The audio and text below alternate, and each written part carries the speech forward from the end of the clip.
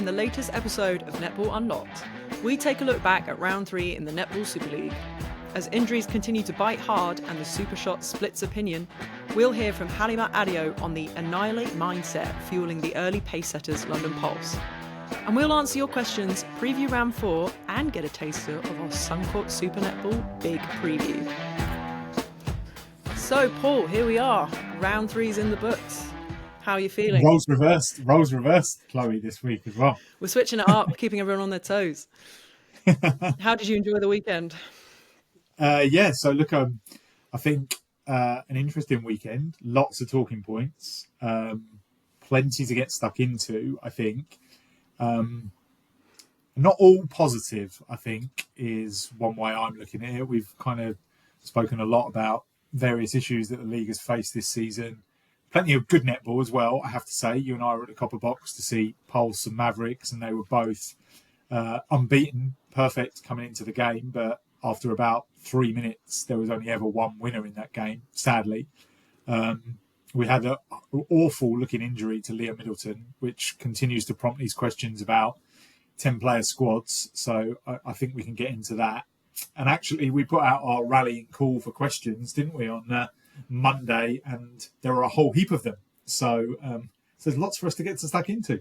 Yeah, absolutely. Thank you for everybody for getting involved. And I think the thing, because you and I were both at the Copper Box on Friday, we had to catch up on the games because 3 of them were on at the same time. And it's streaming, right, Paul? That's one of the other things that's come up as a big red topic in this discussion. So we'll get into that. But let's talk news first. Always news. Always got to start with news. Have to start with the news. And if this feels like we're coming a bit of a broken record, but injuries continue to dominate. Now, I think we probably need to speak to people far more qualified than us about this, but both Chelsea Blackman from round 2 and then Liam Middleton in round 3 have now joined Vicky Oyasola in what are season-ending injuries. We haven't got full verdict on replacements, I think, which probably needs to be a little bit clearer. We know that Keris Finn has stepped in for Mavs, but obviously Mavs have got 2 injuries. So whether there's a permanent replacement, I think that's something, so far as I understand it at the moment, that the team are working on. And then obviously, as far as Liam Middleton is concerned, we hope we'll find out some news before round 4. But as of recording at the moment, we haven't heard anything beyond what sounds like a very, very nasty injury. So I suppose the main question, and this came about from a few different people as well on X, Chloe, is do we think the squads of 10 are kind of impacting this? Because certainly I didn't see Middleton, and Sky have taken down the stream, so I haven't been able to see it since. That was very much a sort of non-contact kind of injury, and it looked pretty nasty. So I kind of don't know where I stand on this at the moment, but I do think, from speaking to coaches as well, that the squad of 10, it was always going to be an issue, and it is looking like that already. I don't know if this is hyperbole, but can we start calling this a crisis? Because I think we can. I think there is an injury crisis in this league. When you look at, you call them season-ending injuries. Let's call them what they are. One was an ACL, one was an Achilles. And with Leah Middleton, we weren't there, but my understanding from people that I've spoken to is that it's a trauma injury. Yeah. And there was, screens were put up and, it was tough. And obviously the game was later abandoned. So I think reading between the lines, the nature of the injury might have been kind of psychologically damaging as well for those that perhaps saw it. But I go back to Karen Gregg in our interview that we did with her, which everyone should listen to, and I will always say that. But she talked about the fact that with this 10, you are paying them a little bit more, so you have to use them more. Like, you want to raise up their hours as well, because that's part of the deal. It's like they are supposed to be as close to full-time as the league can currently afford. You then train them more. There's less of them to train, so they are playing more minutes. And then in the case of quite a lot of them, they're still doing the jobs that they were doing. So actually the recovery time is not it's not there. It's not what it once was when they weren't in this sort of professional era. So I think you said, like, we can't know because we're not players. But my understanding is from the people that I've spoken to is that the loading is more. And Thunder obviously carried, I think they're a great example of like what happens even before the season starts. We have a really long international period in netball. Like, it's compared to other sports, it's really significant. So there are players, particularly in this league, and not just English players as well, that come in to our season, as intense as it is, having already worked pretty hard on their bodies. So I think for me, the 10 in lots of ways is presenting as a bit of a problem. I don't, and this is what I also think back to is when we did our very first episode as well, and I said, this is, if professionalization is to take 10 years, why are we rushing all these changes all at once? Absolutely, yeah. It's an experiment. You change one variable at once and see what the changes are. We've changed too many to really be able to say with conviction from the outside, at least between you and I, whether it is or it isn't.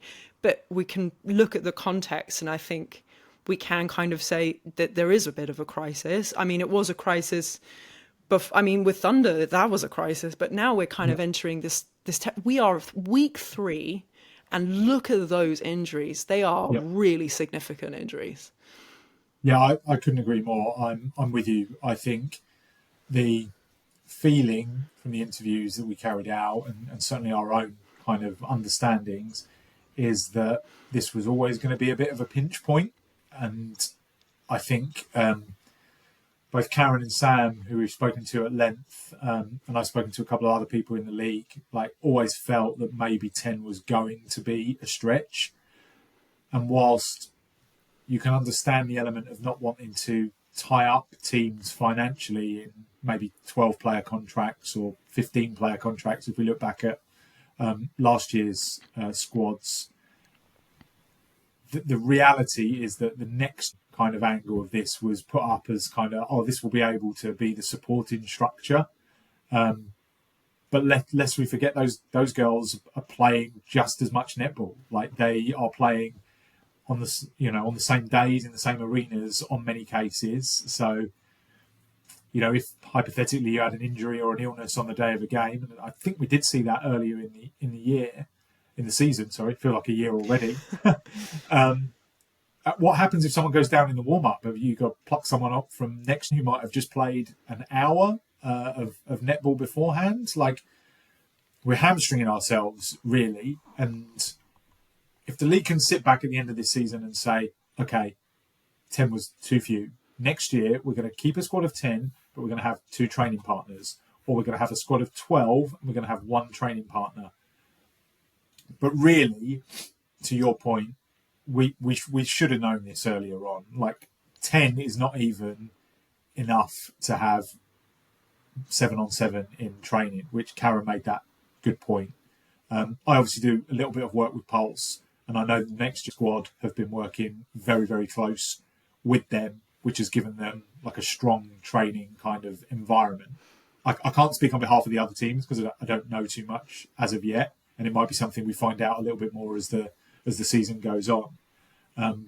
But I just feel, you mentioned the word crisis. I think if you have as many as 4 that Manchester Thunder have, Mavericks have got 2 in the same position, and Razzie Akwazi was really heavily strapped on Friday night.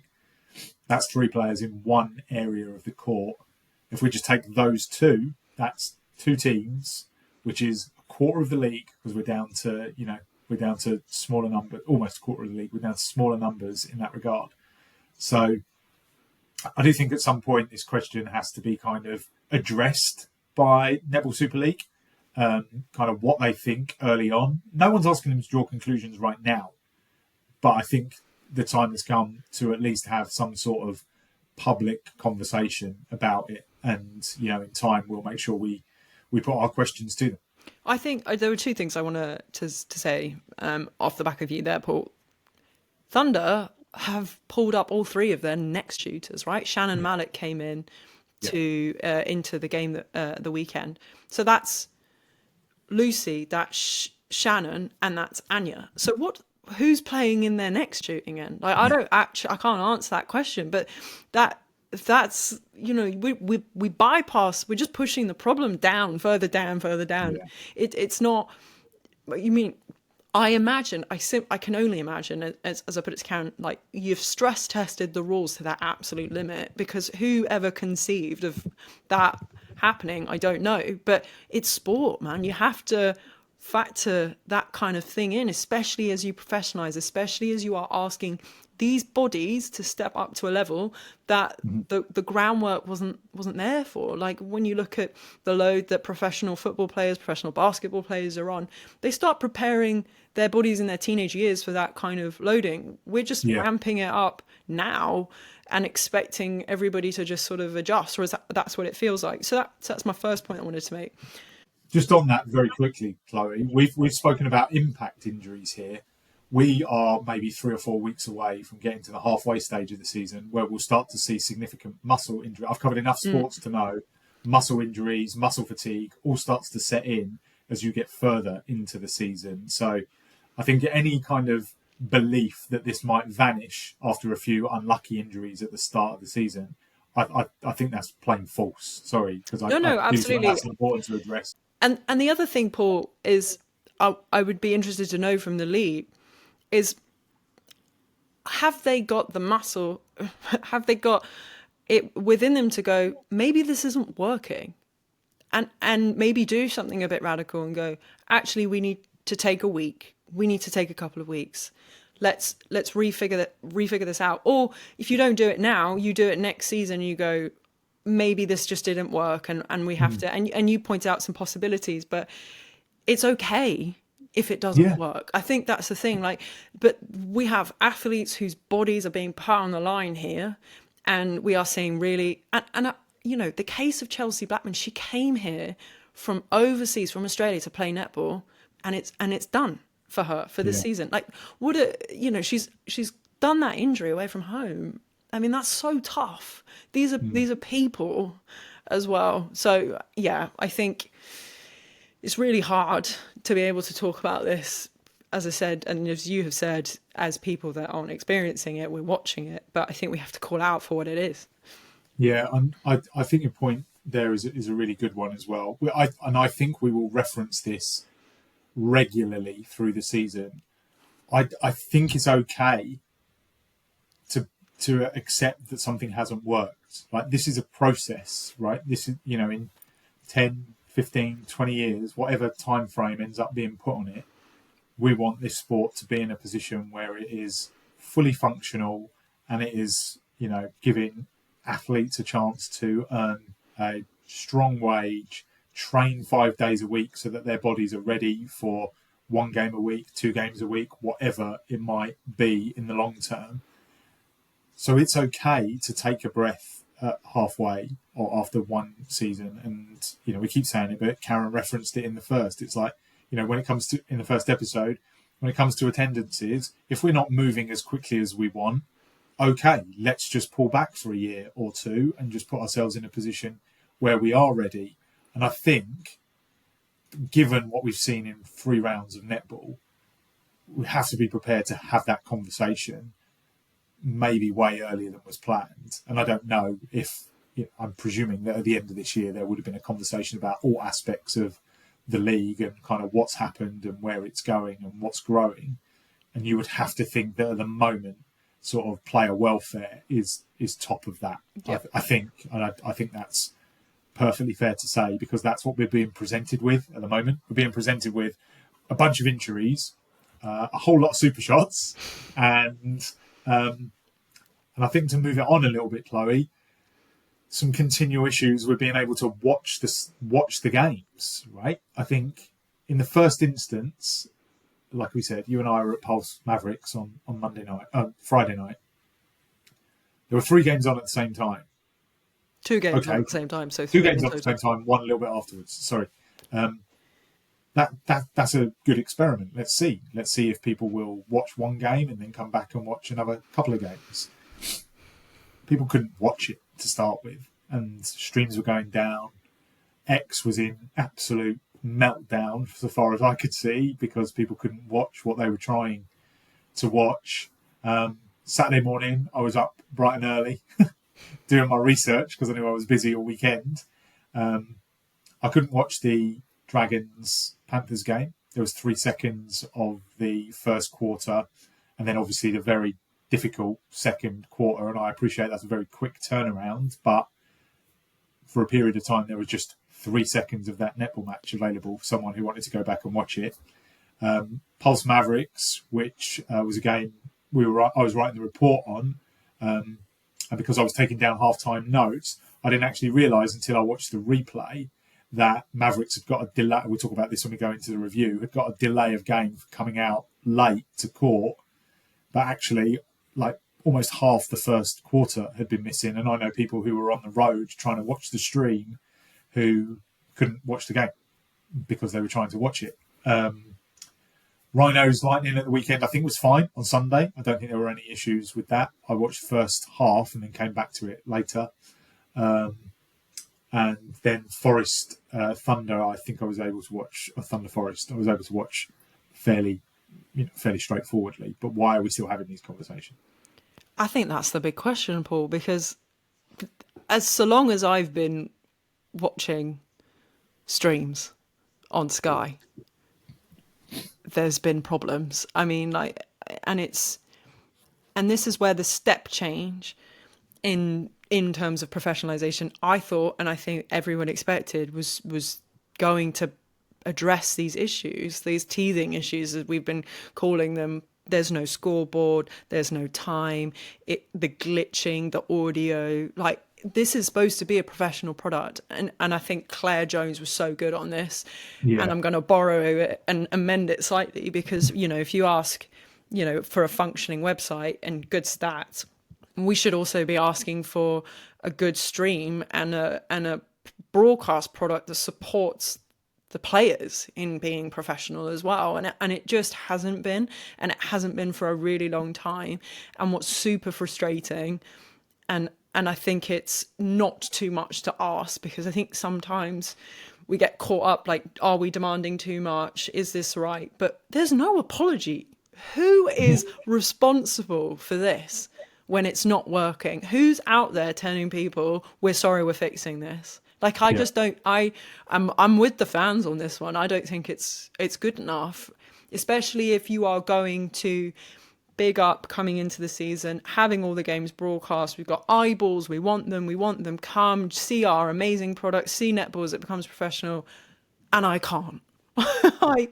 What's going on there? And maybe, I don't know, you have past experience. Perhaps you can speak a little bit to how the product gets put together, but what's going on behind the scenes? Yeah, look, I'm happy to answer what I know on that front, and that's largely from my time at Sky, where I work really closely with a really great bunch of people behind the scenes and in front of the camera who do genuinely have netball's best intentions at heart. I can only assume that there are tech issues. Having been to enough netball games over the last couple of years, when I haven't been associated with Sky, like, there's no full outside broadcast. It's my understanding that these are taking place sort of not remotely. That's the wrong way to say it, because commentary teams are all in house and the interviews are all done in the arenas. But it doesn't look to me like a standard full OB. Netball isn't the only sport dealing with this, by the way, but it does seem to be the only sport that is having continual issues with the quality of streaming. Because, for instance, not everybody goes away to Australia for a Formula One broadcast, right? A lot more Premier League broadcasts are kind of studio based and the feed comes in. There's no issue there. So again, like, I can speak about as far as I know. I'm a journalist, not a TV producer. And to me, it feels like there's a fairly significant tech issue that seems to come up every single week. It doesn't matter where the game's at. There does, we would all class the Copper Box as one of our best arenas to be able to, watch a netball match in. Like, from a sporting perspective, it housed Olympic events during 2012. Streams weren't going down then. So, like, let's talk about it as we find it. There are significant issues that we want to try and find some answers to. And between us, Chloe, I think we will start knocking on a few doors and see if we can get someone to come and just answer them. Like, I think a bit of honesty. I always go back to COVID here. Nobody likes to go back to COVID. But sometimes a bit of honesty just helps the situation. It's like, look, this is what's happened. This is what we're dealing with. We need to improve it. We're working at it. And okay, that's fine. But again, on relation to the stats, just to put a button on this, we knew when the season was starting. Like, we can't be 3 weeks into the season facing these issues, trying to fix these issues. Like, they should be good to go. Like, we were prepared to give a week or two's grace, like on the stats, but that's not improving.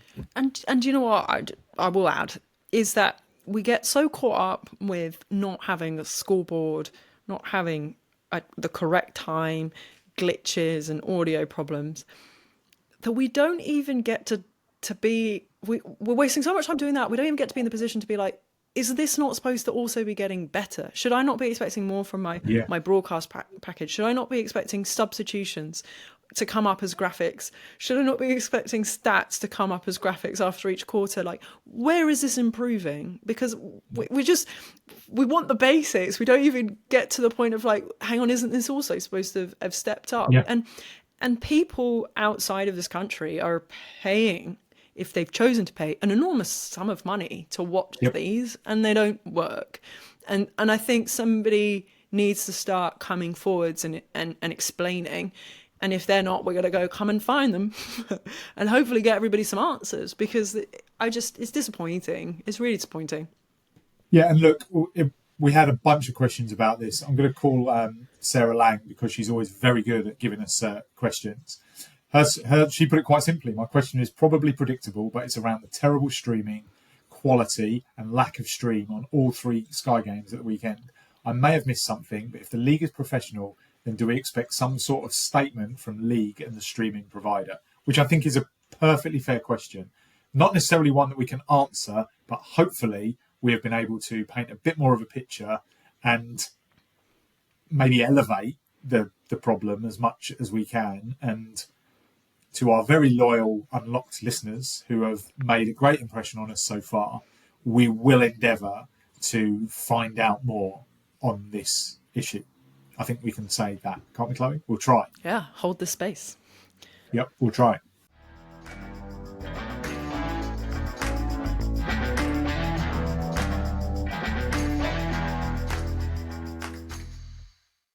Right then, Paul, let's get into the netball. Round 3. We'll start first with the game that we probably can't talk too much about because of what happened, and we've touched on it a little bit, but it was the game between Dragons and Panthers. That game was ultimately abandoned, so no points were awarded. And actually, if you look at the table, it's just not marked as a game played. I think we actually had a question on this, whether we knew what was going to happen as a result of that, where the game would be played, when it would be played, and so on. As far as I'm aware, Paul, I don't know if you've seen anything, but we don't know that information yet. No, we don't. I have composed an email to send to our friends at England Netball and just ask how that's going to stand. My immediate thought here was, would they pick the game up where it stopped, or would they replay the entire game? And when will they play it? Because obviously every weekend effectively is between now and sort of grand finals is scheduled for netball. So we get back into kind of where we were at the start, where there'll be a loading issue where at some point maybe Cardiff and Birmingham are going to have to play 2 games in very, very quick succession. So yeah, I have an email composed. Any answer that comes, we will include in next week's podcast. But I think at the moment, it just poses the question as to, well, first of all, whether the game should be abandoned. I think we always have to ask that question when an injury happens. You have obviously spoken to some people who are very, very close to it, and the nature of that injury and everything that was involved with it, certainly on the face of it, to me, seemed like the abandonment was probably the most sensible call. And I think you would probably agree, right? Yeah. Definitely from who I've spoken to and whatnot. I think it was a lot, and I think the other thing is to recognise that a netball court is not a football pitch or a rugby pitch. Yeah, It's yeah, intimate. So yeah, I think in the interest of the players, I think that probably was the right decision. But obviously, it does have consequences for the rest of the league. So yeah, an interesting one. Again, I don't know if we ever imagined that this might happen. I'm sure it would have crossed somebody's mind, but yeah, it's hard. We can't talk about it also because the stream is down. So yeah. and as we kind of alluded to, we were both at the Copper Box. So I can't speak too much for this game. How about you? It looks competitive, right? Then, from what I could gather, and I was working, you were enjoying yourself. I'm only joking. Um, I was following sort of the other games on sort of X, and this looked pretty much like a goal for goal contest. There wasn't much in it. And a little bit of a spoiler alert: our Suncorp preview with Jenny Sinclair is on the way. And we spoke to her a little bit about how the sort of league splits a little bit almost, with the sort of certain batch who you expect to be competitive at the top and a certain batch who need to grow and evolve and all the rest of it. And I do think this might have been, and again, I didn't see it, this might be something we maybe have to accept over the next couple of years as the league kind of transitions forward, that maybe we might get 3 or 4 or maybe 5 teams who are super competitive at the top, and those games might be a little bit closer and a little bit goal for goal. You might win the home game, you might lose the away game. But actually, the tier underneath that, these kind of games are crucial to their involvement, and being able to win games in a narrow kind of environment. Certainly for a team like Cardiff and Birmingham, who have kind of struggled really to put together 4 consistent quarters of netball this season. I do think that's something to watch out for going forward in maybe how the league skewers a little bit. And I thought it was really interesting of Jenny to note that sort of in Australia as well, in that there really does seem to be a sort of bit of a separation, and the hope is that you get that competitive balance for a chase for the top 4. But actually, and I think I mentioned this last week, what you're ultimately hoping for is a really competitive kind of finals series at the end of the season. So yeah, I think that is about as big a conclusion as we can draw from what we saw. I think mostly, like everyone across the netball universe, lots of love and lots of thoughts to Leo Middleton, because it wasn't nice from what we gather. Absolutely, Kurt. I echo that absolutely. Okay, so the second one, since you were working so hard and I was drinking many beers allegedly, let's talk about Pulse Mavericks. Then it was Pulse took the win, 78-42. That's a 36 goal difference. So by my maths, that actually surpasses Thunder's victory over Panthers in round 2, which was by 30. Good maths, well done. Hello. This was billed as a top of the table clash. Sadiq Khan gave it a quote tweet on X. Yeah, So there was a lot of hype around this game. I can confirm from my seat that the atmosphere was really great. The attendance, it was very well attended. yeah. It was a show, but the netball maybe not so much from one side. What do you reckon? Yeah, look, it was. I think I said to you at the top of the show, Chloe, it seemed over after, I think, 3 or 4 minutes. I think I need to go back and just double check. I know it was 3 at one stage to Pulse, and then in the blink of an eye, it became like 11-2, if I remember correctly.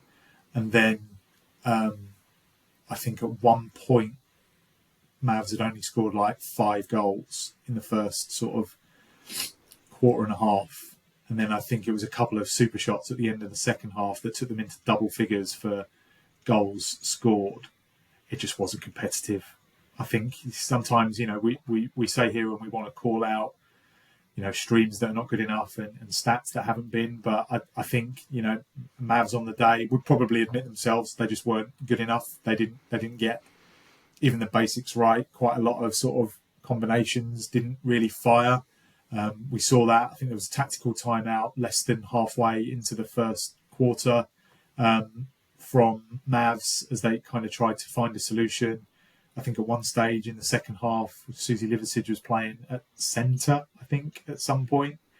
So they were clearly trying to find a way. And obviously, Pulse took the opportunity to kind of give the full squad an outing. I've been impressed by Darcy Everett when she's played this season. On the weekend, on Friday, I would have to say Gracie Smith's second half and Sophie Kelly's final quarter stole the show. Sophie Kelly was like Steph Curry at one point right at the end. But I think it speaks to a certain confidence when, you've got a big lead, you can play comfortably. They were sort of shooting from the hip a little bit. And Soph was just kind of firing from like all aspects of the super shot, which I think might be a useful asset for Pulse going forward. But yeah, the game wasn't competitive. But I do think that reflects well on Pulse and the team that they are looking to become. Every time you speak to them, they know they've been close to semi-finals and a grand final in the last 3 years.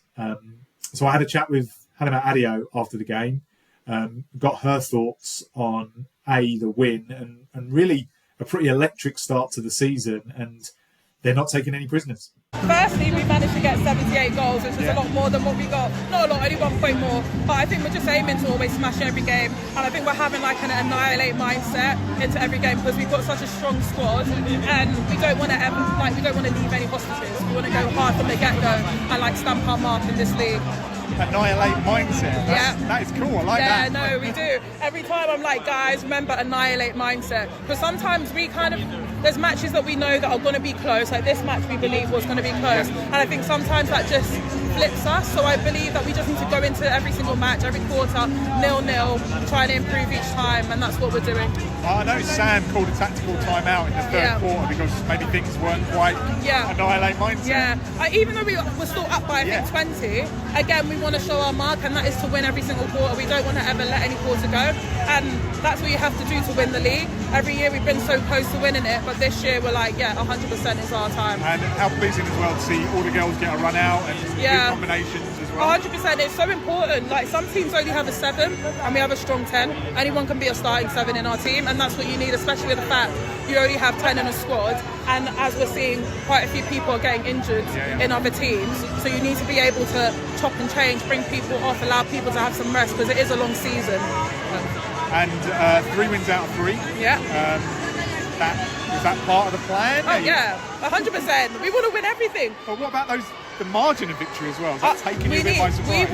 I know this might sound a little bit cocky, and that's not what I'm going for, but we want every team to fear us when they have to play us. And I think it's important for us to be able to adapt to every single team. I think last year we had some setups which every team started to figure out, but we said this year we're going to have multiple setups so we can play against every single style, every single team, because everyone's a different style, and I think that's why we're able to push it through, because we've got such a diverse team when it comes to ability. So I know when I play with Femi I'm doing this, when I play with Darcy I'm doing this, if Zara comes into the circle I'm doing this, and that's so important. I think it's fair at this point to whilst that's incredibly interesting from Hallie, she's always one of my favourite people to talk to after the game because she's always so honest and she gives great opinion. It is fair to point out Mav's struggles. Right, they're on their 3rd goal defence of the season, and we would probably all admit that, and even maybe Keris Finn would admit that's not her first choice position. But Chloe, you noticed some issues at the other end of the court as well that weren't quite firing. Yeah, I think I was a bit disappointed by the Maverick shooting end. And I actually want to mention this because just to check in with everybody as well, because I had also forgotten. But Emily Andrews, even though she's Australian, she's actually only 20. So she's very young. And I think we would all agree with her range, an exciting prospect, but there's work to be done. And I think with Emma Thacker, that combination just wasn't if they wanted a moving circle, it wasn't moving very well, wasn't moving correctly. Yeah. And against maybe the best defence unit in the league, certainly right now, you can't afford that. And I think that's where the lead just exploded so quickly, was because of that disjointedness, feeders not connecting, Pulse putting on an excellent sort of strategy to complicate that. But Pulse were walking into something that already wasn't really quite working. So, I think even though Mavericks were out of position, struggling struggling, in the sense of the defence end wasn't the personnel they would have ideally had in mind for such a big game, given the injuries. That end was not firing, and it was not firing from the get-go, which then gave Pulse that foothold, and they just absolutely made the most of it. And we'll explore that a little bit more in Chloe's clips later on. But Chloe's talk tactics, I love it. Went down a storm last week.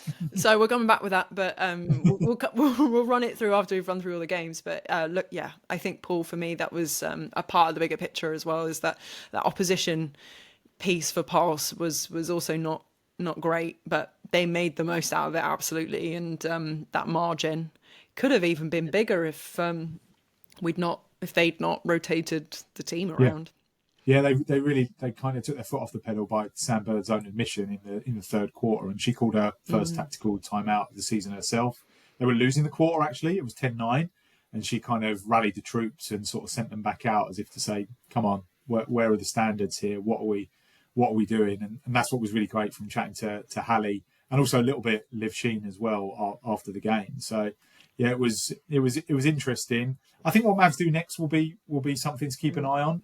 I do think how they kind of find a replacement in that defensive end is going to be very, very interesting, because it's clearly two season-ending injuries. Shouldn't lose sight of the fact they have got two pretty good wins under their belt already this season against Dragons and against Rhinos. They've got a pretty lethal option on the bench in the shape of Kira Rothwell. Maybe do they evolve that attack end a little bit? So I think there are some interesting questions for Mavs going forward. And they very much, to me, look like a team who are built, with the next couple of years in mind. This team is designed to grow together, to your point about Emily Andrew as well. So I think I always like to judge a team how they bounce back from a defeat. So it'll be interesting to see how they go in round 4. I said interesting a lot there. Sorry, I didn't mean that. It's contagious. I use it a lot. Okay, well then let's move on to the third game on Friday. That was Manchester Thunder Forest. Thunder took the win 81-65 in front of Usain Bolt, I understand, who was in the audience loving his netball. Thunder were without Anya Williams, so they had a temporary placement for a temporary replacement in Shannon Malik, a 17-year-old. And Nicola Smith made her appearance of a season debut for Manchester Thunder. What do you make of this one, Paul? Yeah, I know it was 16 goals in it, but I thought it was a very good game. There was quite a lot in it, and I do think I've said this a few times now this season. I do think Forest are going to evolve into a pretty strong and competitive unit, probably based on Rowley keeping them in games at times, because I think we would all kind of watch that game and, despite their changes, look at Thunder as the more connected side and the team with the connections. Again, perfectly understandable. But I did think there was enough from Forest, who started Iona Christian as well, which I thought was notable, something we discussed on the last episode of the pod as well, and maybe she might knit their attacking play together a little bit more. And yeah, when you've got Rowling, you've always got a chance, haven't you? But thankfully, new friend of the pod, Elmarie van der Berg for Thunder, she was able to sort of match her goal for goal. And anyone who's doing anything worthwhile on X these days should be following our friend Nettie Jean. She's doing Nettie Stats. Sorry, Jean Roberts. She's doing the Lord's work in keeping an eye on our shooters, and it is very much the Elman Rowling show at the moment, which is why I found Friday night's game, when I watched it on Saturday morning, a really good watch. To be fair, do you think that means that you're admitting that you find the Super Shot entertaining, Paul? You know me, I've not been as harsh as you, Chloe. I think it can still, we don't need to go down this route, but I think it can be refined. Definitely think it can be refined. But I do think there is an element of it that I quite enjoy. And I do think it's the jeopardy part of it for me. I was watching, as I'm sure you were too, the NCAA Elite 8 over the weekend. And they miss as well. They miss from distance. So when you ask good players to do things on a regular basis and they do it well, let's not criticise them for it. Let's try and celebrate them for it. And I think Rowling and Elmer are two very good examples of that. Yeah, and also very, very successful in the 1 point range as well. Yeah, absolutely. Yeah. They absolutely conduct both of their attack ends. What did you make of it, Chloe? To be fair, what did you make of it?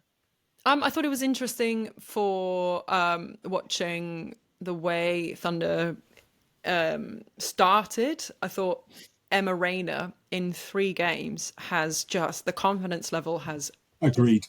the speed that she's feeding players that she wasn't expecting to feed as well, but with absolute vim and vigor. I was really impressed by that. That caught my eye very early.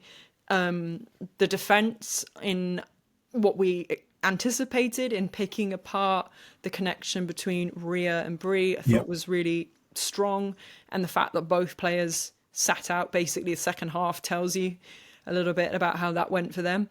And I thought, though, that as you've pointed out, how Forest sort of the margin, I think the bit was by 10. It got as close to, but they were relentless. They didn't stop. Rowling didn't stop trying to put them in, much to the delight of Usain Bolt. Apparently, he was quite a big fan of that. But yeah, while we're here, also massive plug for our interview with Elma Ray. I think everybody will be obsessed to hear, as we both were, about the fact that she actually was scared shooting from range. She surprised herself at the Super Cup. What do you make of that? Yeah, I thought it was interesting. I thought she was such a fascinating listen, and I kind of find this with a lot of netballers. They maybe come to it a little bit later, and maybe this is just being used to so many other athletes in other sports who have kind of it's been drilled in them since they've been 3 or 4 years old that they're going to play Premier League football one day, or they're going to be a rugby superstar, or they're playing cricket for England, or whatever it might be. And Elma Ray, to sort of talk about the kind of battle she had with netball as well, I thought was really the most kind of intriguing aspect of that interview. Like, from the fact that when she was at uni, she found it quite a tough place to be, but then when she's come over to Manchester, such a wonderful place and a wonderful environment to be herself and to thrive and be the Super League player that we're seeing now. Yeah, I'd encourage everyone to have a listen to that. You know, as great as our Sam Bird and Karen Gregg interviews are, like, Elma Ray adds just another different dimension when you speak to a player, and you can kind of get into the nuances of how she shoots in a certain way and how she ended up in the position that she ended up in. It was good fun to do. How she ended up in a club with Ziggy Berger and Nicola Smith. If that doesn't get you, just stop that short. Yeah. If that doesn't get you listening, then I don't know what will. Okay, so enough of that little longer plug. The final game of the round was Lightning Rhinos. Lightning took the win 72-58 up in Sheffield. It was without Wallace Joseph that Lightning did that.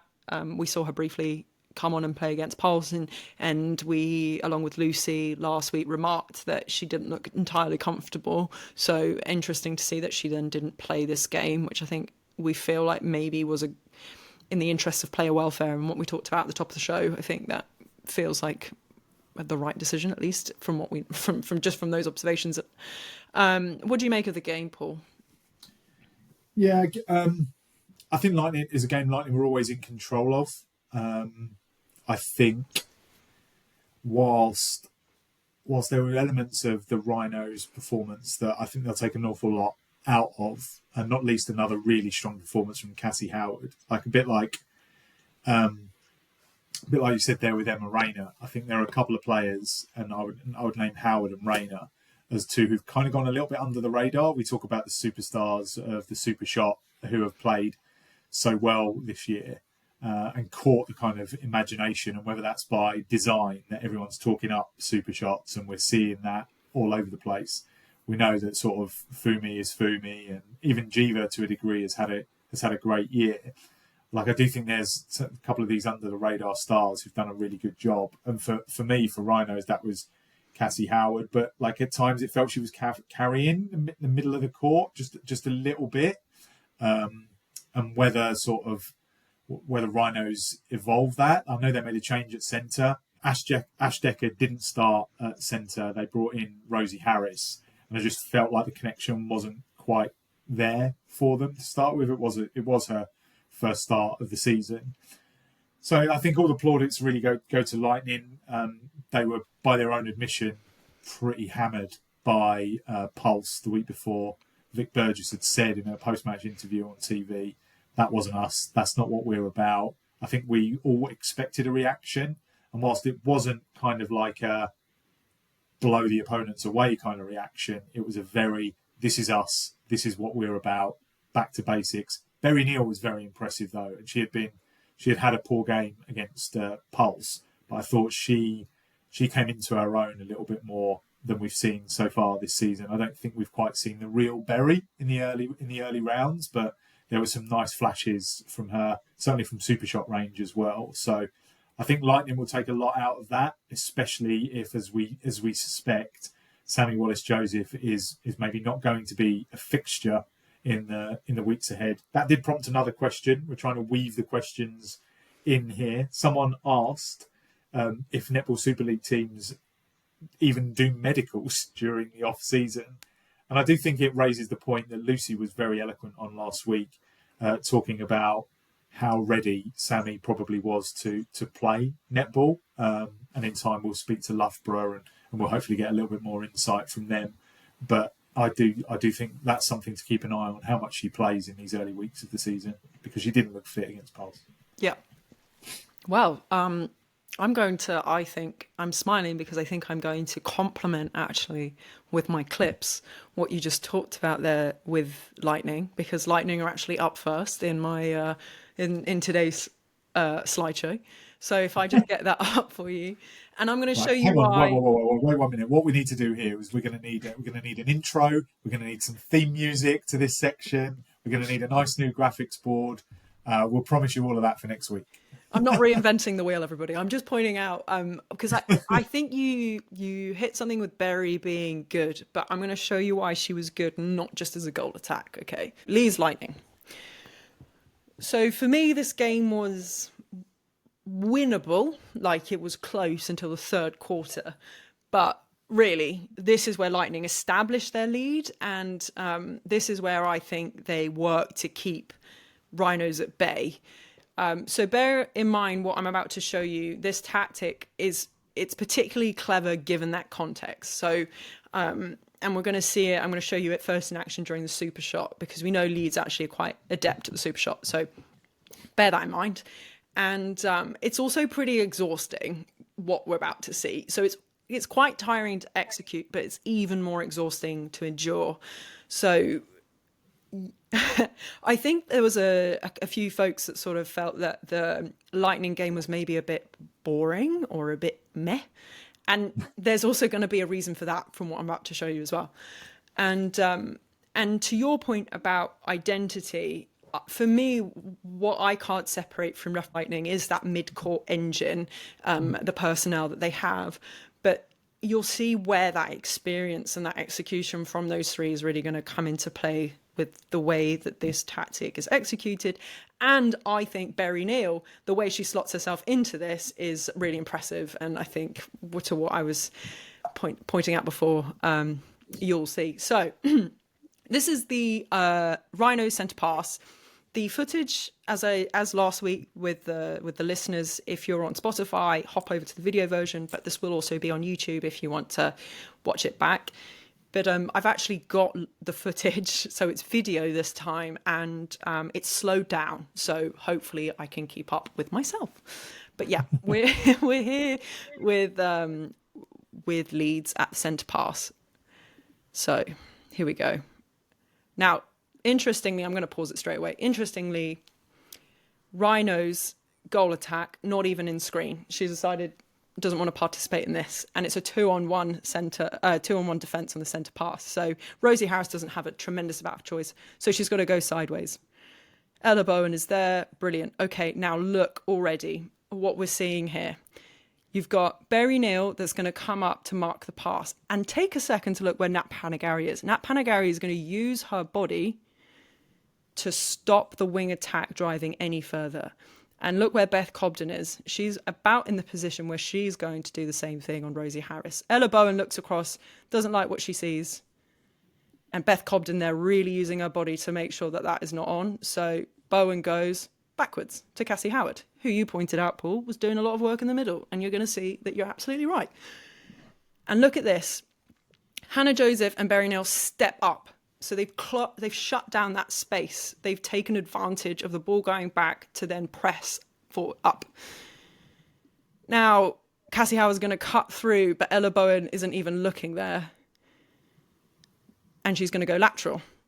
But look, Nat Panagari has come up to continue this length of wall. So ball goes lateral again to Ella Bowen, and it's going to go lateral again. And then look, Berry Neal swapped in for Nat Panagari. And you've got Panagari in behind, pushing up. Everybody is doing their best to keep the ball and the players as high as possible. So it goes lateral again. And guess what? It's going to go lateral again. And you can see Lightning are making... Look how tough they are making it for Rhinos to get out of the centre third. Remember, this was a centre pass. Look how much time has passed as well. I was about to say the time, yeah. Indeed. And guess what? It's going to go lateral again. So actually, I counted this for those, so you don't have to. That's 10 passes in total. It's going to go backwards and forwards until Joyce Mavula. Look, she's come to be that release point. And it means that Lightning are there behind the ball. So they're all going to have to run up, and it's going to give Leeds a little opportunity. So that's where the tactic breaks down. But how tiring does that look? Yeah. And Joyce, you're going to see this again. She's going to come and help them, going to come to the rescue again. So that's clip number 1. Now this is, Jiva's got the ball. It's a Leeds turnover. What I like about Lightning and what it tells you about them as a team is they're going to deploy this tactic, not even just on a centre pass, wherever they can. Now, I think this is where you really see that identity piece. But look, bear in mind, Paul, when you're watching this, how many times does the ball go back into what I think we could call the danger zone, which is Lightning's goal third? So Jiva gets the ball off laterally to Cassie Howard, goes laterally back to Jiva Mentor, then to Ella Bowen. And look, Berry Neal is stepping back, but Hannah Joseph, have you seen the way she's already used her body to force Cassie Howard into Ella Bowen? So look, that pass is, you've barely made any ground. Berry Neal is going to try and stop Cassie Howard from getting involved in the action. She does so beautifully. Hannah Joseph, again, look at her. She's going to use her body to keep Ella Bowen up there. Cassie Howard passes back to Jiva Mentor. So we go back into the goal third. No options down for Beth Britton. Back to Ella Bowen in the centre third. And every Lightning player is working hard to keep Leeds high. It's just exhausting to watch. Now that, what you just saw there, that ball, that cut back from Cassie Howard is the way round this tactic. But there's no forward option for Leeds here. So guess what Cassie Howard's going to have to do? She's going to go backwards. And she's going to cut forward again. And this time, Hannah Joseph has overextended herself. So there's a pass. There would have been an option. If someone had punched up, she would have passed it forwards, but there wasn't. So it comes lateral again. And I just think this is just exhausting. Now, look, Joyce Mavula to the rescue again. Now, that is tiring. That's one aspect of the tactic. But obviously, Lightning will want to turn ball over. So I'm going to give you an example of where this actually works. Again, on the centre pass. So the ball goes backwards on the centre pass to Cassie Howard. Look at that. Berry Neal, Hannah Joseph turning around straight away to put up that wall. Beth Cobden rushing in to also do the same. And just imagine that vision, what Rosie Harris would have seen in that moment. So she goes back again to Ella Bowen. And Ella Bowen looks up at the court. Look, 1, 2, 3 Lightning players in a row. Absolute nightmare. And Nat Panagari, look, they've got all this empty space. And so this is where Ella thinks the ball should go. And lo and behold, Cassie Howard tries a lovely cutback. But look, this pass is just not very well executed. And off the sideline it goes. And that's a Lightning ball. Now, for argument's sake, I'm going to show you when Leeds get through it, just to show you that they did get through it, but also that it is actually quite a costly tactic. If you don't execute it right, your players are all high and the ball actually gets away from you. And so this is Howard again. Oh my God, I'm saying her name a lot. But notice how she uses the give and go to get through and all the way. Look, the space is all behind the players and they're all right behind her now with the ball. So she's got that option. Look who it is again. It's Joyce Mavula coming forwards. And that's it. That's how Lightning force the ball high, like force the players high. And this is how Rhinos every now and again get through it. But I think you'll agree, Paul, quite a difficult thing to face, especially we're now in the fourth quarter. I think that's the nature of it, Chloe, and that's where sometimes being able to look at it like this, you kind of make your own notes and your own observations when you're watching the game, and you don't always watch it in sort of slowed down, tactical kind of camera versions, but that's kind of exactly what I was able to see. And it felt like, as I said, it felt like Lightning were in control, and those examples you've kind of outlined there just outlined their control throughout the game. And you play. I watch an awful lot of grassroots as well as senior netball, and that when you have to kind of keep going backwards or keep going sideways or keep trying to find a way to keep the ball because you can't go where you want it to go is mentally tiring as well as physically tiring. So first class work. What's next? Yeah, there you go. So now we're on to Thunder Nottingham. And what I wanted to draw out here, so if what I showed you before was how Lightning kind of held on to their lead, really cemented their grip of the game. Manchester Thunder, for me, did most of their winning of this game in the first half. And but I'm not going to show you first what they do. I'm going to show you why they did what they did, because this is what's going to happen when the Thunder defense isn't up. And I want you to consider how, this is in slow motion, but consider how quick this ball into Rowley and Stroika is, because it's going to go through the hands of Rhea Dixon and Bree Grierson, who we know have a great connection. But this is what Thunder will have wanted to try and stop. Look, immediately over the centre line for Bree. She doesn't even think before she sends it down to Rhea, straight to Bree. And Rowley actually does this beautiful move where she's in the circle on her own, but she bodies up behind Ellia McCormick. So McCormick can't see Rowley, but she thinks she's right behind her. And then she drops back onto Huckle and creates this sort of empty space for herself, which Bree's going to give her the ball and bang, it's going to go in. Spoiler alert. So this is what Thunder are going to try and stop. Now, the solution to that is to break up the connection between Grierson and Dixon.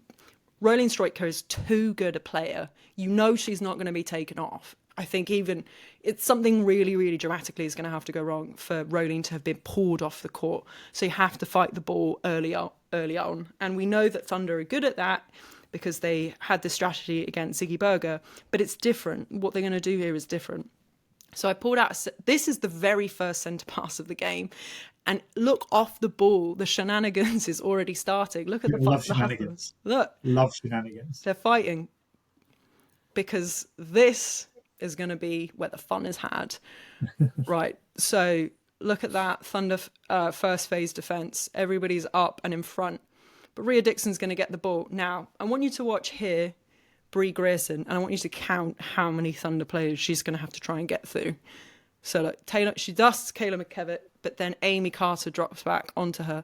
So she's got to go behind Amy Carter. And while she's still driving to the pocket, and look, Dixon is trying to still look for her. McCormick does all this work. Look, she's tracking back. So that is just simply not an option. And it's probably on the 3rd second. So then Dixon releases the ball to the lateral. And Emma Rayner, what we were saying about her, gets right involved in the action as a wing attack, tips the ball, and it goes to, well, it actually doesn't go Thunder's way because I think it's contact. But you get the sense of it. They are on it from the get-go. They want to try and disrupt, slow down this connection between Dixon and Grierson. So here's another example, again from the centre pass. Ooh. Oh, actually, while we're here, I said that. My complaint to the BBC is that actually when they are filming, they tend to linger on the shooter after the goal is scored and we don't actually get back to the centre pass early enough for my liking. So believe me when I tell you that the centre pass is taken. And look, there is Grierson with the centre pass. We've got 1, 2, 3 Thunder players. Dixon is gunning for the goal circle and she's going to be held up by McCormick and Carter is going to do her job on Christian. And then so basically Grayson has nowhere to go. So she releases it to Rolene, who is heavily marked by Josie Huckle. Huckle unlucky not to get that ball. You can see from her reaction, she wasn't pleased with that. Yeah. But that is all phases covered. So all options covered. Now another one. This is out of the Lightning playbook a little bit, actually. So Grayson over the line. Dixon over the line. Look what's happening to Grayson off the ball. She's on a sandwich. And she's being block, block, block, block, block. And Dixon is looking for her. She wants to give the ball there, but she can't. And then McKevitt's going to cover the Christian run. And Grayson's still trying, but she knows she's got no chance. So Dixon has to release the ball to Hannah Layton. And then look, I will tell you here that Nottingham do get the ball, but look how difficult it is for them. And look at this connection between Dixon and Grayson. They've only got eyes for each other. Carter giving a hello, Brie Grayson, little nudge there with using her body, let's put it that way. And she's going to try and get round. She's going to try and disrupt it. And it does go in. But it's you can see the target of Thunder's defence. Now, here's one that I really love. And it's a turnover to Thunder, spoiler alert. And again, not me ruining it for everybody. But look, Grayson gets the first phase. McCormick doing... And I will say, I think Ellie McCormick in the first 3 games of the season has been doing a job. But she's keeping Dixon high, like Lightning were doing in the other game that I broke down for you. So look, Emma Rayner also, top marks. Look how closely she's forced Tash Pavlin into Brie Grayson. That little lateral ball was just absolutely not on. Look, right on top. So Grayson sends it over the top to Christian. Christian has a look. Look where the Thunder players are, all in front of their players. Nothing's on. So she's going to send it back to the top. Amy Carter's going to cover the run up, and she's going to mark the pass because Josie Huckle thinks, hello, there's a fly coming here. Not to be, because it goes to Rhea Dixon. But look what Taylor McKevitt, she's going to pick up Grayson. Now look, here, they're super close. They're looking for each other. Ellie McCormick is on Stroika as Huckle comes back into the circle. So that doesn't look on to Dixon. So McKevitt's going to try and get involved and actually ends up being called, ahead of myself, actually ends up being called as a short pass by, I believe it's Gary Burgess, because look, Grayson's going to, as you can see, flick the ball up to Dixon, short pass. So Thunder really squeezing Dixon and Grayson together. They're trying to pull them apart. And it's what I was saying earlier. To me, this game was really won in the first half because by the time the second half starts, the third quarter starts, Grayson is off. And then Dixon is off within 3 or 4 minutes and neither come back onto the court. So to me, if you're Karen Gregg and this was the threat that you were trying to eliminate or to slow down or to blunt because you know Rolling Strucker's supply is really important to the outcome of the game, you've kind of done your job, really. Your defence has done its job for you. So we saw Frey Henschel come on for Dixon, and Forrest changed up their midcourt. I think they still did well, as we said. You know, Stroika really kept them in the game, kept it competitive. But it's this work here, this first half, that really sort of sets the tone. And then Nicola Smith eventually comes in to the mix. And what's interesting, I think, with Smith is you can tell she is probably still coming back to play and getting to know the connections in her new team, because there were structures that I saw. The structure that I saw is actually what I'm about to show you, which Pulse use, is the box. Smith wasn't quite so disciplined in the box, but I think give it a couple of weeks, knowing what we know about Karen Gregg as a coach and what we see from Thunder in terms of execution of tactics, I think that will be there. But it wasn't quite so disciplined in the second half, really. But there you go. That's the second game. Any thoughts you want to share before I go into the last one, Paul? No, I think slightly tied to the fact about what we just discussed about sort of having to work so hard for your goals. Mm-hmm. Do you know what I mean? Yeah. I feel like that's where good defense, for slip into American parlance for a second, that's where good defense does its job so well. You're forcing a team, and look, in netball, we know like everyone has a job to do. So you know, goal attack, wing attack, feed, Rolene. That is very much the kind of job, and for Thunder to identify it, to shut it down, and to just make make sure the chances aren't falling to row league with as much regularity. I think it'd be interesting to see how other teams combat that, because as you pointed out, Rhea and Bree are a really good partnership, and on the face of it could do a lot of damage to a lot of teams if they can't defend properly, because they do move the ball so quickly. So Thunder had to keep that relentless pace to stop that defensively, which I thought was fascinating. Very good. Well done. Next. And Dixon not shooting a lot of goals, so that also makes that a little bit more important as well. Anyway, so final section of clips to show you. Pulse Mavericks and Sky Stream. So as you will look in the left corner, there is no scoreboard and no detail. So, but I promise you this was very early on. And this one is quite quick, but it's a tone setter, let's say. So Susie Livicic has got the centre pass. And look at this little...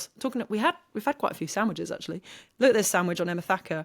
And so Susie's going to look to her left, and then she's going to look in, because the ball... There's actually loads of backspace here for Emily Andrews. It's a bit blurry, but you can kind of see it. But that connection that I was talking about not being on, so Susie gives it to Ellie. And actually, Emily Andrew has now slipped into the front, but Ratu is going to give it anyway. She's going to give it back, and off the back line it goes. So that's just an example of where Mavericks, it wasn't firing from the first whistle, let's say. Okay, now let's take a look at London Pulse. So already we now have a scoreboard and time, and it's 12-2. It was something, wasn't it? Look, first phase. Now, what I really want to draw out particularly is the work that that Tyler Orr and Zara Everett do. So they're gonna get into what I can only describe as a box. So see here, 1, 2, 3, 4. This shape, you're going to see it in differing forms in the couple of clips we're going to show you. But the idea is to keep the circle edge space empty, and you're trying to keep basically your opposition out of it. You're going to guard that space as a unit. So look, it's similar to what we saw with Lightning. Look at the work that Orr and Zara Everett are doing here. They're going to muscle Susie Livicic out. This is our space. You're not going to be allowed into it. So Livicic has to take the pass in front. Now, I love this for Livicic because she looks like she could pass the ball over to Emily Andrew, but she decides against it. And that's probably the right option. But look now at the shape of that box. Look how tight that box is. So she's going to send it back, and she's going to try and go again. Box is still there. And interestingly, look, Emma Thacker has run right into it. But look what Adio does. She's going to force her right out of it. And the box stays the same. Now, Livicic here, again, I love it because she can see that maybe that ball is on, right? But look who's in front of Emily Andrew. Fumi Fidoju, and you should just not, right? Or at least 9 times. Well, I don't know how many times out of 10, but that's her bread and butter, right? So she's not going to do it. But then look, Everett is going to try and get right stuck in, and the box is still there. And it's a super tight, awkward pass, and then Gary Burgess is actually going to call that as a contact, so Livicic is going to get a go at it again. And then this is, Everett gets a little bit involved. Mavericks still somehow hold on to the ball, but it's here that the mistake comes, because I just want to pause it there. How frustrating has that play been already? Yeah. And look, it's 12-2. I think the timeout has just happened, if I'm not mistaken. And look, Fumi Fidoju rejection, and then afters picked up by Everett. And again, I'm going to show you the box for another time. So for another occasion, look. So I think, look, at the second phase, being caught in the centre third is always a bit of a red flag in terms of how good a team's defence is. Look, we got 1, 2, 3 in a row, Adio all over Andrew, and then we're going to slip into the box. If you can see it, look, look, that space. You can see it evolve, can't you? Yeah, you can. Yeah, I think that's the thing. And they're very good. For the fact that Tyler Orr is an import and is new to this team, she's slotted in really well. That's probably that work she's had over in Australia. But I think the connection is really impressive because, look, Everett is just going to be a nuisance and get herself right on the circle edge here. And then it's actually a 3 seconds held ball. And that's that for another turnover ball. And I think I have one more for you. Because I think this is another great example of the box, but 17-4 at this point. Yeah. And the space, all that empty space here. And Fumi, if I don't know if you just saw her, she was pushing. The same with Zara Everett here, pushing. And then the box. And then Adio's going to force Thaka right out of the box again. So it stays in shape. And look, another, I think Ratu, by your count, right, Paul, had quite a few errors in this quarter. Yeah. Yeah, and I think this box is just a nightmare. And I saw it against Forest, and I think you and Lucy identified it as seeing it against Lightning, or at least you were seeing them as seeing Lightning really struggle to get to circle edge. But it's a nightmare, and I haven't seen a team kind of yet counteract it. So that's that. No, that's good, because I think what I had noticed is the way Everett and Orr were backing up by being in front their defensive end, and see it illustrated like that is excellent, because that is exactly what you're seeing with your eyes. And to clarify the point, I think Ellie Ratu was forced into mistakes as opposed to just kind of making mistakes because of the nature. And as much as we said at the top of the show, it wasn't competitive. It wasn't competitive because Pulse were also very, very good. Yep. I don't think we should lose sight of that. They played very well in that first quarter, set a tone, and I think it was 24-8. That is quite a margin to then try and chase the game from. From quarter one, at the end of quarter one. Quarter one. Yeah, not even sort of after 2 quarters of netball. It was pretty intense. I think Pulse had racked up more than 40 by half time as well. So it was a tough day, tough school day. Yeah, tough day in the office. Those blowouts really working well, hey. Anyway. Well, what junction is this, if not as good as any, to tease for you guys our SSN preview, because we're not just going to focus, well, our majority of the focus will be on Super League, but we've always got a keen eye over what's happening down under, and we were absolutely delighted to be joined by Netball Scoop's Jenny Sinclair for this episode. So have a listen, and if you enjoy it, you know where to come back to find the full episode.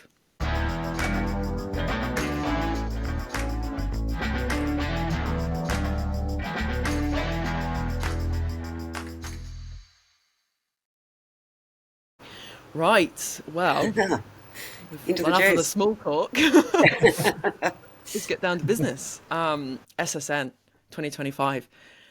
I think there's so much for us to kind of talk about, actually. But maybe, Jenny, what's the lay of the land? What stories should we be aware of? The big sort of news pieces right before we get into the preview of the teams. Like, what should fans be aware of as we come into this? Yeah, it's been a really interesting off-season because so the SSN basically had one big signing period a year ago. So we were really expecting not very much player movement across the off-season, but there have been a few big stories pop their heads up. I think there's been a few, and sort of looking at some of them, Elle Cardwell's been one of the big story pieces that's come out. She unfortunately suffered a knee injury late last year, had surgery on it. And then we've just heard that she's recently had surgery again on that one just last week. So that looks like that will put her out of the competition for somewhere between 8 and 12 weeks potentially. So she's going to be a real loss to Mavericks, who have already been plagued with injuries in their inaugural season last year. Janelle Fowler-Nemard, world's greatest shooter, that's a massive story. So Janelle announced her pregnancy late last year, and then we very sadly heard that she'd experienced this miscarriage. The club really did a lot of work, or they've been supporting her and her family through this really incredibly difficult time. But we've heard fairly recently that she's back in the Fever training environment. Photos of her, she looks terrific. Dan Ryan, the Fever coach, said that she's just perhaps lacking a little bit of touch, but she's been at the gym, she's in great shape, she's still accurate. So there's still no guarantee if she'll even hit the court this season, but there is that potential for her to make a comeback.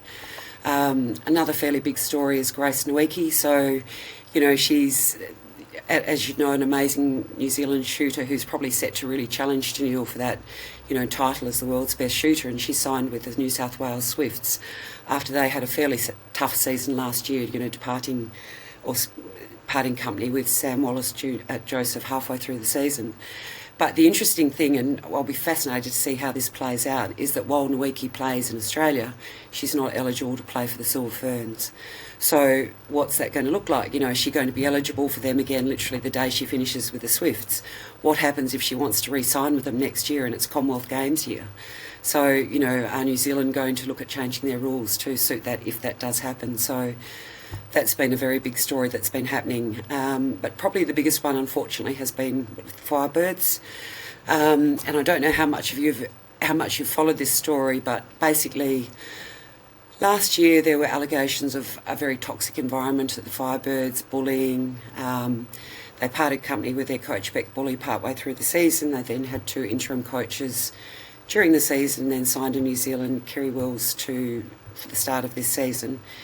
In the meantime, they've parted company with Remy Camo and Danelle Wallam, 2 players who Remy then lodged a complaint with the Australian Netball Players Association about some of those allegations of this toxic culture and bullying. Now, and this is where it gets quite murky, and I'd really like to credit the ABC journalist Britt Carter, who's really followed through on this story. But Netball Australia called in independent investigators. They did the right thing. And we did hear, Britt released a newspaper article just saying that the report was actually, the findings of that were conveyed to the Firebirds and Bully sort of around Christmas time last year, that there was no case to answer. And what was actually revealed in the media last week is that they were unable to substantiate those claims.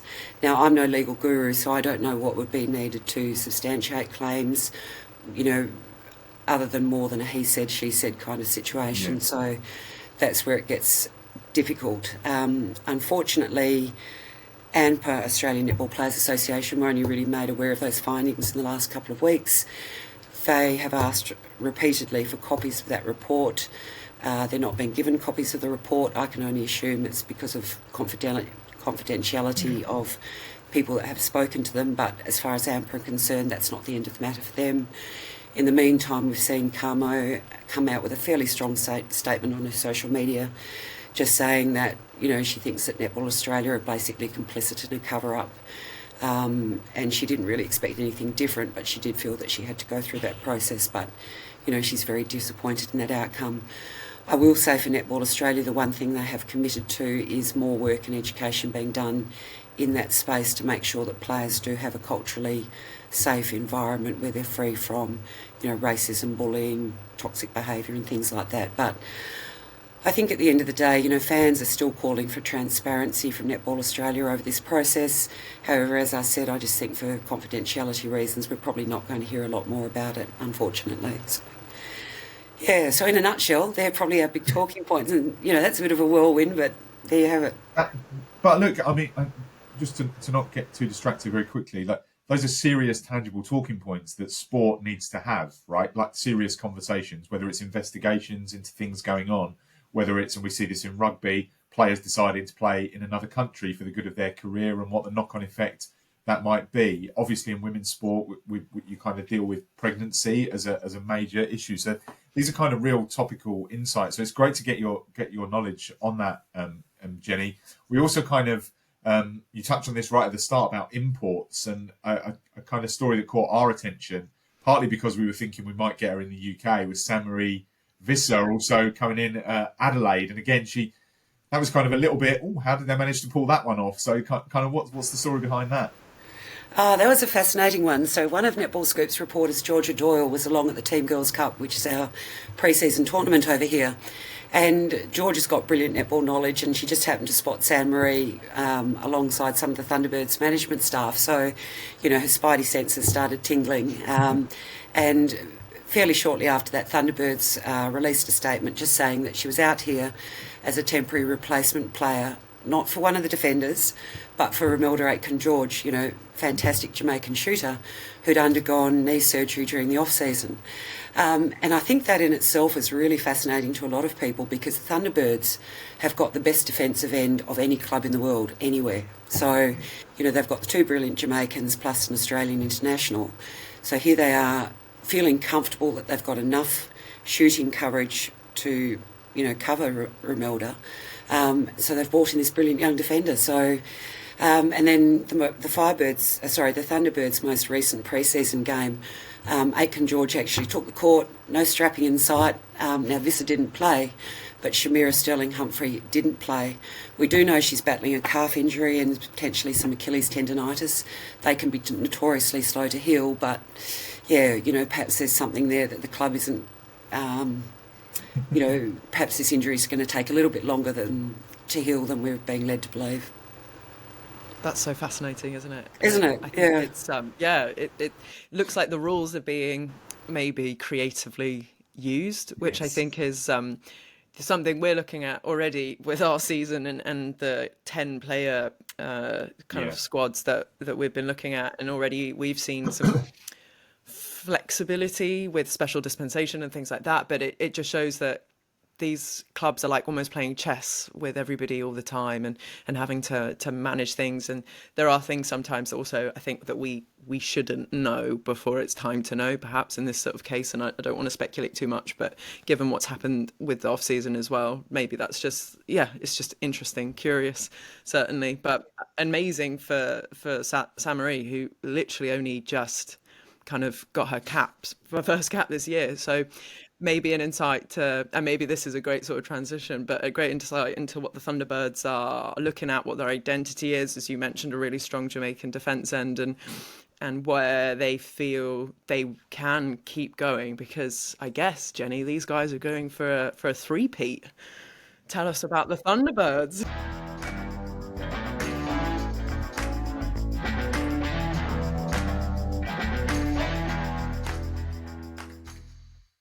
Interesting from Jenny. Interesting, very much a theme of this week's podcast, it feels like, Chloe. But a really fascinating listen. And as we've said, if you want to hear more from Jenny and go deep on sort of the SSN teams and the season ahead, we've got a full hour-long special with Jenny, and it was great to get her own thoughts on kind of the Super League and where we sit in the kind of Australian psyche. That's never an easy question to ask an Aussie, but Jenny was great in that regard.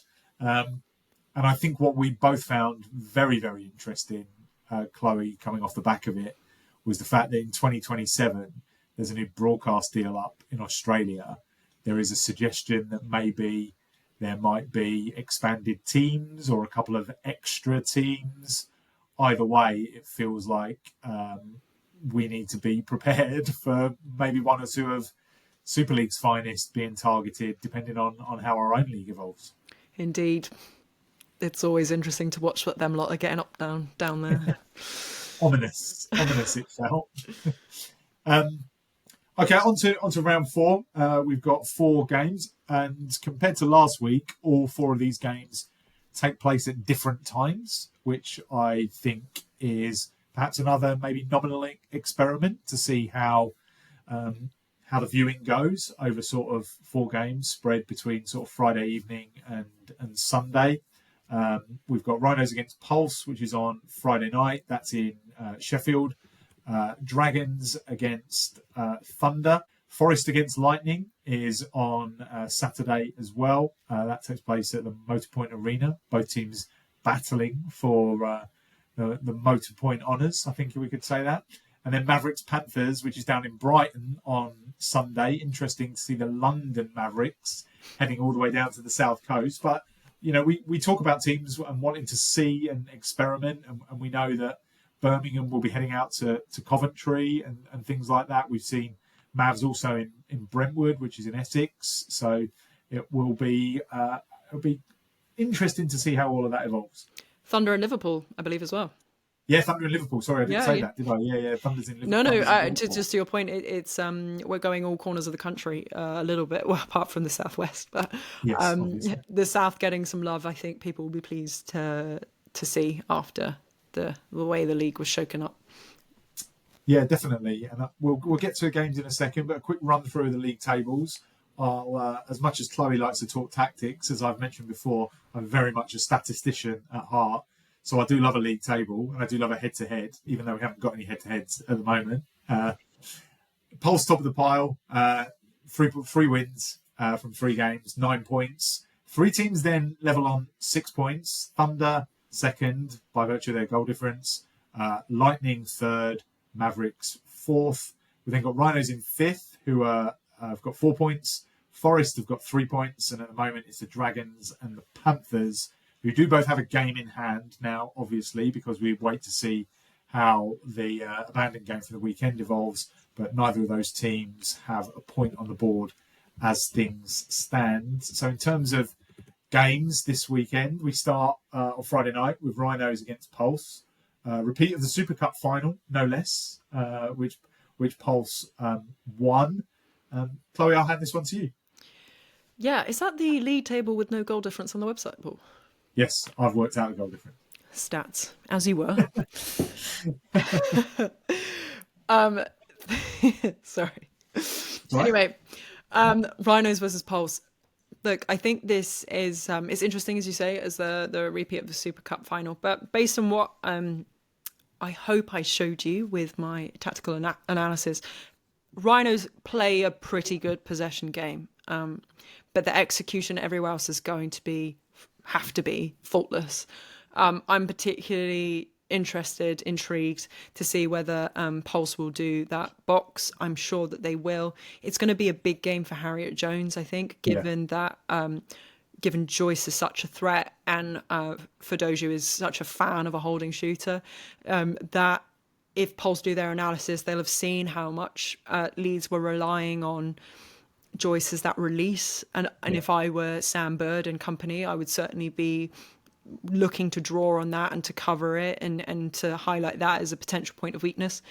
I think it's going to be potentially a tough day for Rhinos. I don't know, Paul. I think every time we think Pulse come up against somebody, it's going to be close. It hasn't yet been, but maybe I say it now and it is going to be close. What do you think? Yeah, I think on the face of it, it looks, Pulse are a strong favourite for this one. I do think you illustrated it very well, that as great as Joyce Mavula has been this year, and I don't think we could stress that enough, she has been fantastic for Rhinos this year. It can be a bit predictable in that attack end. I'm surprised we maybe haven't seen a little bit more of Sophie Egbaran, who I think showed a little bit that she might offer something different as goal attack, and maybe if there is a frustration there for Rhinos this weekend, we might see a little bit more of her than we've seen so far. Very talented young kind of Roses prospect.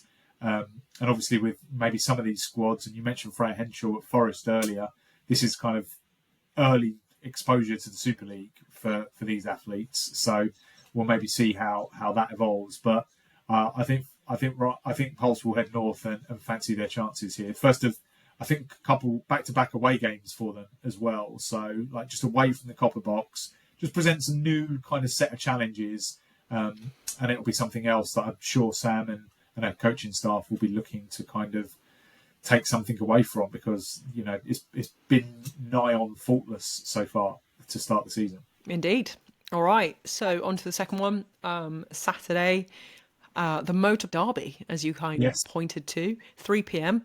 To me, this is going to be the mid-court battle. I think is going to be one to watch here. Lightning, the engine, the work that I sort of showed them doing, they could easily deploy that against Forest, and I think they'd find a lot of success there, given the way Thunder unpicked Grierson and Dixon. I think Lightning will look to do the same.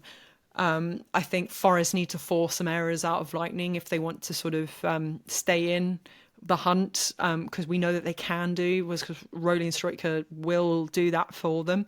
I'm interested to see how Alice Harvey kind of comes in and approaches her as a shooter, because I think if you are an England fan and you're a South African fan, that might be a future matchup. So I think that Forest are going to need to be on best behaviour if they want to take something from this. Yeah, I'm interested to see how Tash Pavlin and Jada Pekova evolve as a kind of combination at the back end. Both super talented, very young, and there was from what I could see against Thunder, even though they conceded 81, I feel like there was the start of something that could be a pretty kind of strong unit at the back. Now, obviously, going up against Ella Clark and Berry Neal, I think in many ways presents kind of one of the more unique challenges in the league, because you know what you're going to get out of Ella Clark. At the moment, you don't really know what you're going to get out of Berry Neal. So I think how two talented young defenders respond to that challenge is something I'm pretty keen to watch. I would make Lightning favourites here. I think the Lightning, the Pulse blowout aside, they seem to be a team who we think are going to be there or thereabouts in the mix alongside Pulse and Thunder, and we think maybe that fourth spot is going to be the one up for grabs.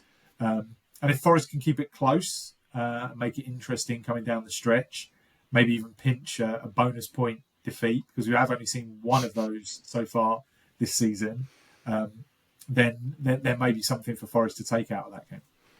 Isn't that funny? One bonus point. Yep, one bonus point. Moving on. Dragons, Thunder, so 7th play, 2nd. Hard to know. As often when we come to preview, we don't have injury news, so we don't know who will replace Leah Middleton. Whatever happens, it's going to be big shoes to fill, because that relationship with Jackie Newton is really it's been their identity, hasn't it? Yeah. So we don't know where that is, and the psychological impact of losing that player and the way in which they lost her out to injury, I think will be interesting to see how sort of Dragons react to that. Thunder are now sort of hitting their straps, even with kind of a new front end every week. Nicola Smith, as I said, looked a little bit like the structures were still new to her, but every week she'll be learning, and I think Thunder will be really gunning for this game. And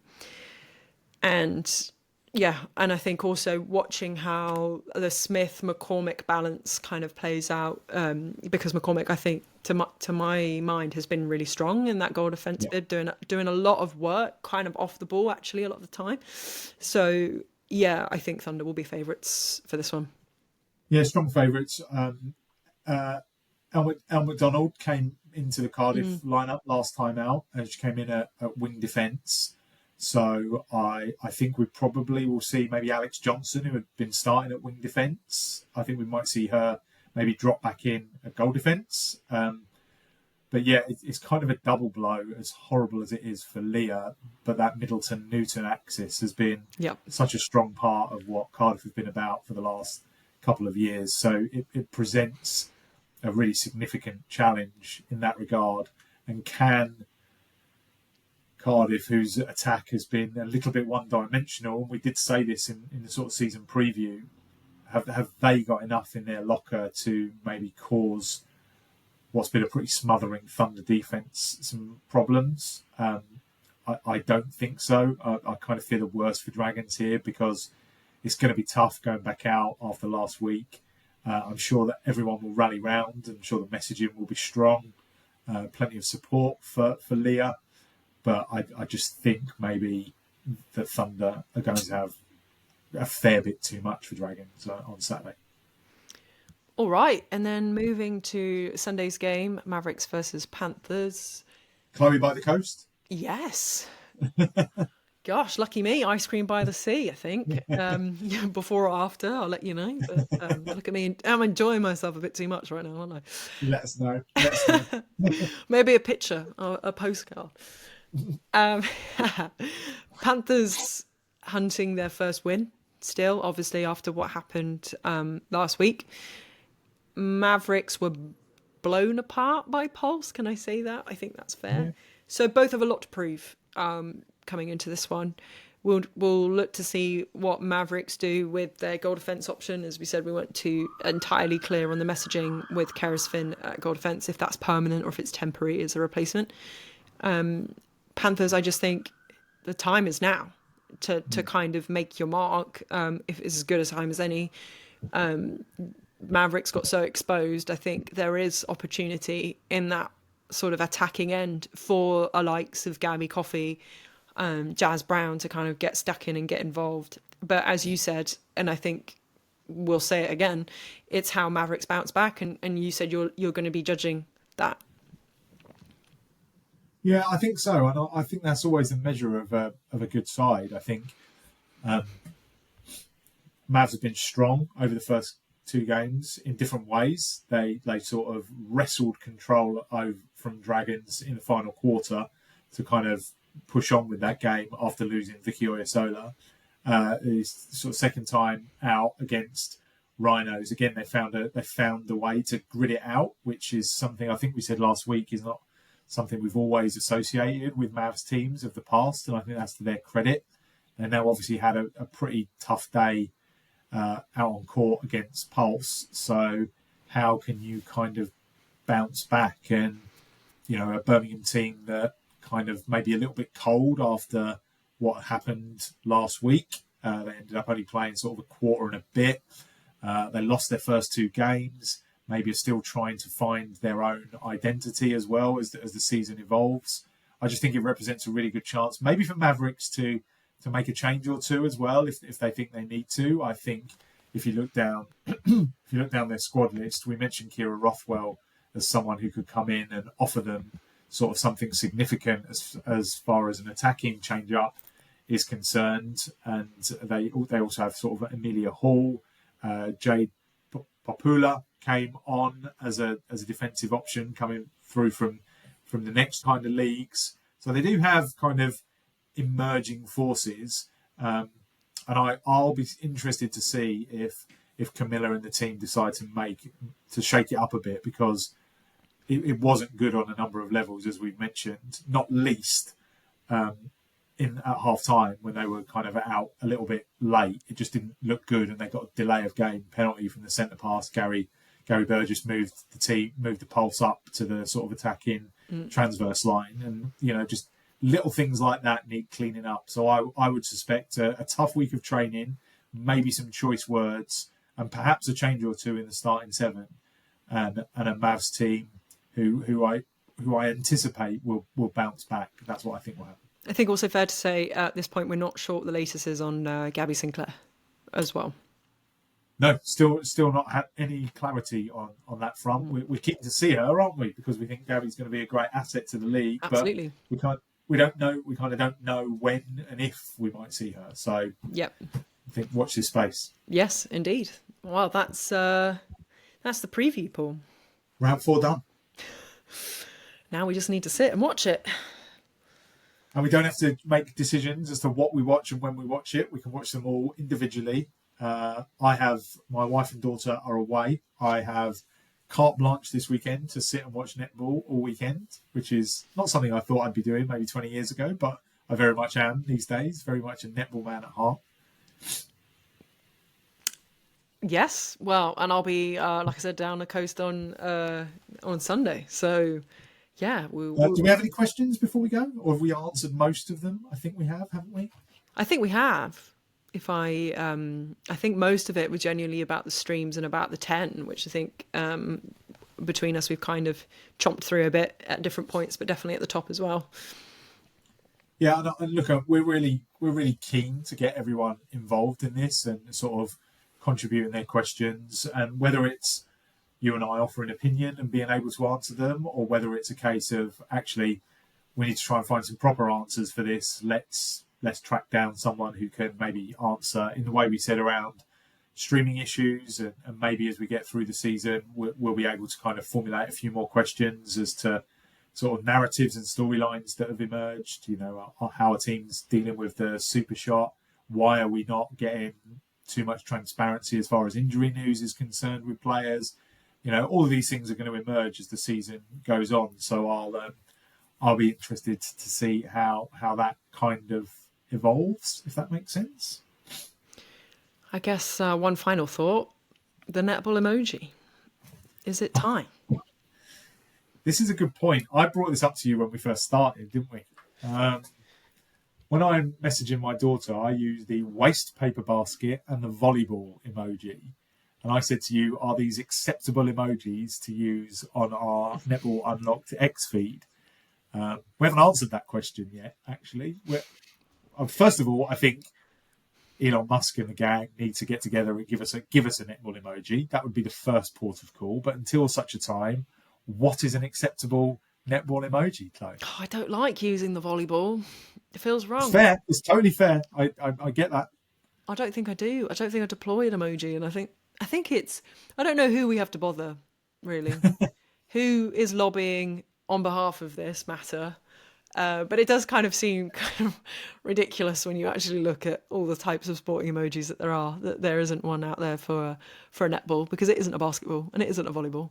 No, it's not. So I don't know. If anyone wants to reveal themselves as a secret agent of Apple, we can have a word. But yeah, no, I think one of those things that maybe speaks to netball needing to really grow its identity, grow its culture, really make it clear what its culture is. Yeah. What's its identifier? And maybe Gilbert, actually. Gilbert, can you pull some? And hashtags, right? I think Netball Chaos is a great hashtag for kind of seeing what's going on out there and engage in a bit of a sort of temperature. But it's slightly tongue in cheek, but I do think there's a sort of slightly serious undertone to it. It's like, it's a serious sport. We're played across the globe by loads and loads of people, and I have to send my daughter a waste paper basket and a volleyball. I should advocate here. I'm not saying let's use the volleyball.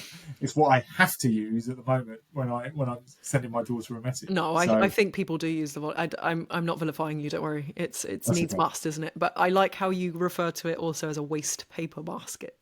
It's like it's government name. It's full. But if you search rubbish bin, it doesn't bring up. Oh, it's too American, isn't it?